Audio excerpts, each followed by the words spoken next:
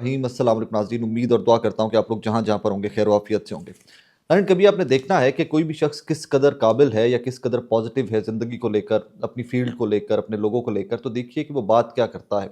वो किस कदर आगे चलने की बात करता है और वो किस कदर अपने इर्द गिर्द के इतराफ़ के लोगों के ऊपर तनकीद करता रहता है। मिसाल देता हूँ मोटी सी, मैं जर्नलिस्ट हूँ, एक टीवी चैनल में काम करता हूँ, यूट्यूब पे आपकी खिदमत में हाजिर होता हूँ। अगर सारा दिन मैं अपनी इंडस्ट्री के लोगों को, जो राइट लेफ्ट के मेरे काम करने वाले हैं, उन्हीं पर तनकीद करता रहूँ, तो मैं अपने काम पर कहाँ फ़ोकस करूँगा और मैं आगे ग्रो करने की प्लानिंग कैसे कर सकता हूँ। फिर मैं सारा दिन सड़ता बलदा रवांगा, पंजाबी चाहते हैं ना कि सज्जे खब्बे वेंदे रहो तो सड़दे बलदे रहो।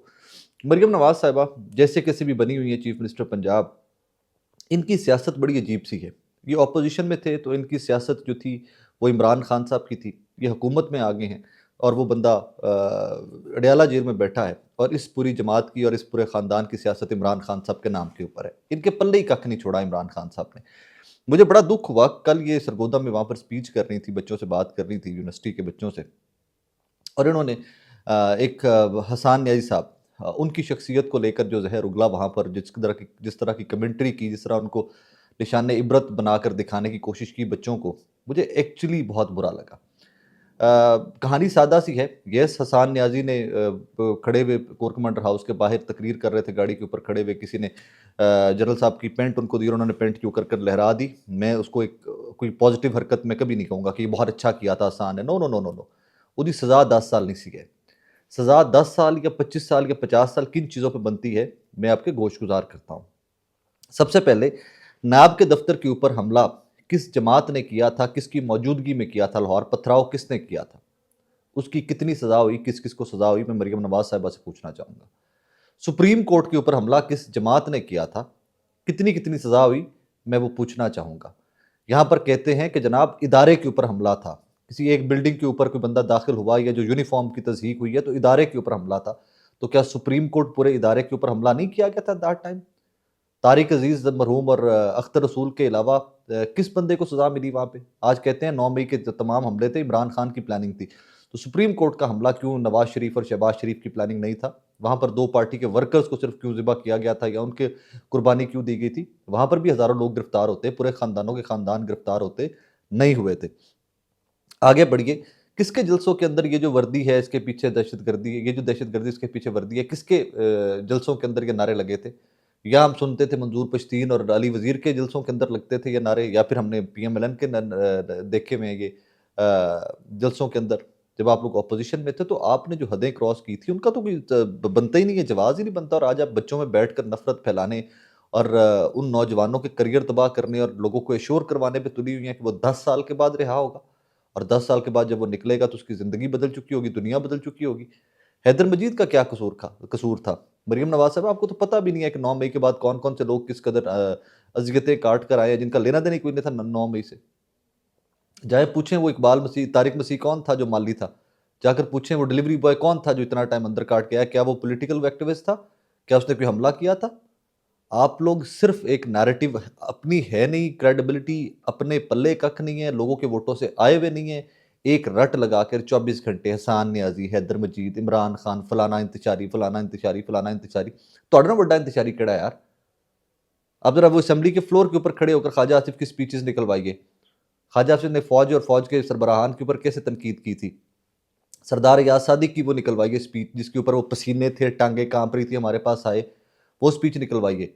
परवेज़ रशीद की वो स्पीच निकलवाइए जिसके ऊपर मुल्क ख़राब करें ये जर्नल और ठीक करें नवाज़ शरीफ। और आज जाकर आपके बच्चों के अंदर खड़े होकर आप उनके दो के आई 110% आई एम श्योर कि इस सारे ज़हर उगलने से कख भी हासिल नहीं होगा।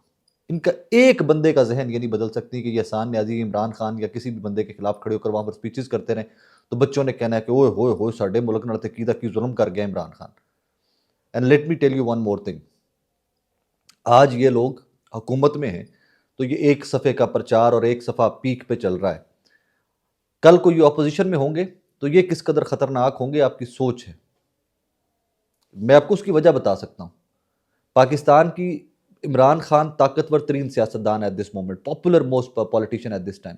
कहीं पर उसने खैबर पख्तूनख्वा को अलग करने की, कहीं पर उसने पंजाब को अलग करने की, कहीं पर उसने सिंध को अलग करने की, कहीं पर उसने गिलगित बल्तिस्तान को अलग करने का नारा लगाया या लोगों को डिवाइड करने की बात की। हमेशा मेरे पाकिस्तानियों की बात की है। ये वो सियासी जमात है मरीम नवाज साहिबा की और इनके वालिद की और इनके चचा की, जिन्होंने जाग पंजाबी जाग का नारा बहुत देर पहले लगा दिया था। ये इतने कमज़ोर लोग हैं, इनका विजन इतना तंगदस्त, ये इतने कम नज़र लोग हैं, ये इतना कम देख सकते हैं कि इन्होंने जाग पंजाबी जाग का नारा बहुत देर पहले लगा दिया था। इन्होंने तभी डिवाइड कर लिया था अपने मामलात को। ये तभी इन्होंने पंजाबियों को इश्तियाल दिलाना और सिर्फ एक सूबे के लोगों को इस्तेमाल करना सियासत में स्टार्ट कर दिया हुआ था। जब ये लोग इस तरह की बातें करते हैं और आकर खुदा की कसम बंदा सिर फाड़ के बैठ जाता है। सेकेंडली मरीम नवाज साहबा ने कल की वो टेकअप किया कि मुझे डेथ सेल में रखा गया था और मुझे जब वहीं पर चारपाई होती थी, वहीं पर मैं समझ नहीं आता था जाए नमाज कहाँ पर बिछाऊं। आई डोंट अग्री, मैं कभी भी इस चीज़ के ऊपर मुत्तफिक नहीं हो सकता कि किसी अगर कोई मासूम है तो उसको जेलों में डाला जाए, कभी मुमकिन नहीं है। वो मरियम नवाज हो जाए, वो बिलावल हो जाए, वो नवाज शरीफ हो जाए, वो इमरान खान हो जाए, शहबाज हो जाए, कोई भी हो जाए, मैं कभी भी उससे मुत्तफिक नहीं हूँ। जिसका कोई कसूर नहीं है उसको जेल में नहीं डाला जाना चाहिए। इस्टेब्लिशमेंट के टूल्स बंद होने चाहिए कि जो उनके हरकारे आगे नाचते फिर रहे होते हैं ना, ये सारे हरकारों की ये हरकतें बंद हो जानी चाहिए। बट उसी जेल के अंदर 9 मई के बाद पाकिस्तान तहरीक इंसाफ की मरियम नवाज से ज़्यादा पढ़ी लिखी, मरियम नवाज से ज़्यादा काबिल खवातीन और मरियम नवाज से कहीं ज़्यादा फ़हम फरासत रखने वाली खवातीन भी उसी जेल के अंदर महीनों काट के आई हैं। और वो खवातीन जो वहाँ पर जेलें काट के आई हैं, वो ये बताती हैं कि मरियम नवाज साहिबा का सेल जो था वो अच्छा खासा था। इसके ऊपर आयशा भुट्टा साहबा ने बड़ा पब्लिकली लिखा है, मैं आपके सामने वही एग्जैक्ट कोश गुजार कर देता हूँ। जब ये फरमा रही थी कल मरियम नवाज साहिबा सरगोदा में कि मुझे 2x4 के डेथ सेल में इन्होंने फेंका, चारपाई भी उधर थी और वॉशरूम भी उधर था और जाए नमाज भी नहीं आता था, तो आयशा अली भुट्टा साहिबा भी उसी जेल में कैद काट के आई हुई हैं। वो लिखती हैं, एक नंबर की झूठी औरत है। हम कोट लखपत जेल में मरियम नवाज का शाहाना सेल, ठाट बाट से रहने की तमाम कहानियां कैदियों से सुन और देख कर आए हैं। रोज पूरी पार्टी की जेल में घंटों मुलाकातें, घर से इस्त्री शुदा कपड़े, कीटो डाइट, वेट मशीन, आज़ादी से जेल में फिरना शामिल था। जेल हमने काटी है। ये बात बिल्कुल ठीक है इन कैदियों की। Excuse me. कुछ लोग तो ये भी बताते हैं, यहाँ तक बताते हैं कि मरियम नवाज साहबा ने जब वॉक शॉक करने निकलना होता था तो जो बाकी कैदी जिनको सुबह छोड़ा जाता है, सुबह वो बैरक से निकाला जाता है, उनको साइडों पे कर दिया जाता था कि अब मरियम नवाज का काउंटर ना हो, ये सामने ना आए मरियम नवाज के, क्योंकि ये बाकी रूटीन के मुजरिम हैं और इनके कपड़े गंदे हैं और ये मैले कुचले लोग हैं, लिहाजा ये कीड़े मकोड़े जो है ये सामने ना आए। कुछ लोग ये भी कोट करते हैं जो जेलें काट के आए हुए हैं। सो फॉर गुडनेस से कि कब तक आपको लगता है कि हम इस मासूम अवाम के साथ, इस मुल्क के साथ खेलते रहेंगे, इस तरह की कहानियां सुनाते रहेंगे, हमदर्दियां लेते रहेंगे। कल इसी जलसे ये जो इवेंट था सरगोदा यूनिवर्सिटी वाला, यहीं पर मरियम नवाज साहब स्टेज के ऊपर खिताब फरमा रही हैं और वहाँ पर किसी बच्चे के मोबाइल फ़ोन के ऊपर इमरान खान का स्क्रीन सेवर है फ़ोटो और वो बना रहा है। मैं एक चीज़ लोग भूल जाते हैं अक्सर कि मैं इस ख़ानदान के ऊपर तनकीद क्यों कर रहा हूँ या मैं पॉलिटिकल क्रिटिसिज्म क्यों करता हूँ। I have nothing to do with Imran Khan, but eventually जब सारी ज़रबें तकसीमें देते हैं तो आपसे बहुत बेहतर है और मेरा मुद्दा मेरा मुल्क है। तो मैं अपने मुल्क के लिए उस बंदे के साथ खड़ा होऊँगा कि जो मुल्क के लिए बेहतर है। इसका मतलब ये नहीं है कि इमरान खान साहब ने कोई गलतियाँ नहीं की। इमरान साहब ने बहुत सियासी गलतियाँ की हैं।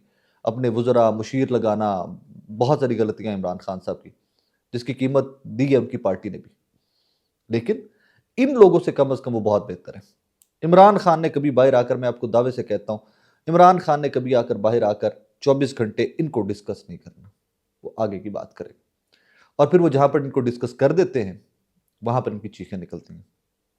एक मिसाल छोटी सी, अभी 1-2 दिन पहले की स्टेटमेंट में इमरान खान साहब ने जनरल आसिम मुनीर साहब की के अर्दली का लक़ब दिया शहबाज शरीफ साहब को, वज़ीर-ए-आज़म पाकिस्तान को। अब उस अर्दली के ऊपर ख्वाजा आसिफ साहब और पीएमएलएन की चीखें निकल रही हैं, रौले पे हैं कि अर्दली कह दिया। अब अर्दली क्यों कह दिया, इसका जवाब फैसल चौधरी साहब ने वैसे तो दिया है, पाकिस्तान तहरीक इंसाफ के वकील हैं फवाद चौधरी साहब के भाई, बहुत काबिल आदमी है फैसल साहब। जवाब तो उन्होंने दिया है, लेकिन मैं एक मोटी सी अंडरस्टैंडिंग के लिए एक मोटी सी बात आपके सामने रखना चाहता हूँ। पाकिस्तान तहरीक इंसाफ ने एक मुज़ाकराती कमेटी बनाई, हुकूमत ने भी, शहबाज शरीफ साहब ने भी एक मुज़ाकराती कमेटी बनाई। शहबाज शरीफ साहब की मुज़ाकराती कमेटी को रोज़ उनकी अपनी पार्टी अंडरमाइन करती है। रोज़ ख्वाजा साहब कहते हैं मैनू मुज़ाकरात कामयाब होंदे दिखाई नहीं दे रहे। यह मुज़ाकरात होना, इस ट्वीट तो बाद अगे नहीं टुर सकते, वो अर्दली वाली जो ट्वीट इमरान खान ने की उसके बाद कहा मैनू मुज़ाकरात इस तो अगे टुरदे नज़र नहीं आ रहे। शहबाज शरीफ की अपनी पार्टी के लोग, अपनी कैबिनेट के वजीर, उनकी बनाई हुई कमेटी का फैसला, उनकी बनाई हुई कमेटी की काविश, उनकी बनाई हुई कमेटी की मेहनत, जिसके ऊपर वो मुज़ाकरात कर रहे हैं तहरीक इंसाफ और सब्ज़र हामिद रज़ा और अल्लामा राजा नासिर अब्बास साहब से, वो कहते हैं कि ये कामयाब होते दिखाई नहीं दे रही। इसका मतलब ये है कि ख्वाजा आसिफ साहब अपने ही वज़ीर आज़म को अर्दली समझते हैं और अंडरमाइन करते हैं। वरना ये कोई ताकतवर वज़ीर आज़म होता तो कैसे पॉसिबल है कि उनकी कैबिनेट का कोई वज़ीर उनके फैसले के खिलाफ स्टेटमेंट दे? पॉलिसी डिसीजन है, एक वज़ीर आज़म ने लिया है, आपकी जमात के सरबराह ने लिया है। आप उसके ऊपर कैसे क्रिटिसाइज़ कर सकते हो जब तक कि आपको इजाज़त ना हो और जब तक कि आपको मामलात क्लैरिटी ना आ जाए, उनमें क्लियर होते नज़र ना आ जाए। सो बड़ी बदकिस्मती की बात है, सुबह उठते-उठते ही मुझे इस टॉपिक के ऊपर बात करनी पड़ गई। फॉर गुडनेस सेक यार, बच्चे हैं, जाओ उनको दिखाओ, बताओ कि दुनिया में ये हो रहा है, बच्चों आपने ये करना है। हाँ, वहाँ पर जाकर ज़हर मत घोलो ना। आप बार-बार कहते हो कि जनाब आप आगे लेकर चलना चाहते हो निज़ाम को। तो ये चलें, ये सहाफ़ियों तक या पॉलिटिकल लोगों तक छोड़ देते हैं ना कि आपकी क्रेडिबिलिटी क्या है, आपके पास मैंडेट क्या है। जब तक आपके पास है ये, तब तक अगर आपने मरियम साहब आपके लिए बड़ा ऑनेस्ट मशवरा है। यकीन माने बहुत ऑनेस्ट मशवरा दे रहा हूँ। जब यूनिवर्सिटी में जाएँ, तो बच्चों से तालीम के बारे में बात करें, तरबियत के बारे में बात करें, दैट इज़ इट। उनको मोटिवेट करें कि ज़िंदगी में बेटे तुम लोग बहुत कुछ कर सकते हो। उनको ये बताएँ, वहाँ पर पॉलिटिकल स्पीचेज़ मत छाड़ें। वहाँ पर कोई सवाल जिस दिन हो गया ना आपसे, कि जिस तरह मैंने वो सवाल तमाम आपके सामने रखे हैं नाज़रीन, के पथराव, सुप्रीम कोर्ट पे हमला, असेंबली के अंदर खड़े होकर तकारीर, ये जो दहशतगर्दी है वाले नारे, जनरल बाजवा साहब आपको जवाब देना पड़ेगा, जनरल फैज़ को अकाउंटेबल ठहराया जाएगा एंड ऑल दैट। तो लोगों ने, अगर आपसे बच्चों ने वहाँ पर पूछ लिया, तो आपके पल्ले मज़ीद कख नहीं रहेगा। पल्ले तो कख पहले भी नहीं रह गया हुआ। वो आप कहते हैं ना, हमने पॉलिटिकल कैपिटल गँवाया है, हमने रियासत बचाई है, सियासत तबाह की है, तुसीं कुछ भी नहीं सी तबाह कीता, तुसीं सिर्फ अपने केसेस खत्म कीते सन, वरना तुहाडे पल्ले रह की गया सी। So please don't do that. Whenever you go, whenever you see kids, आप बच्चों से मिलते हो, यूनिवर्सिटी के आप लोगों से मिलते हो, तो उनको बताओ कि आगे वे आउट क्या है, अगर आपके पास कोई वे आउट है। लेकिन वे आउट इनके अपने पास भी कोई नहीं है। एनीवेज़, अपना बहुत सारा ख्याल रखिएगा, दुआ में याद रखिएगा।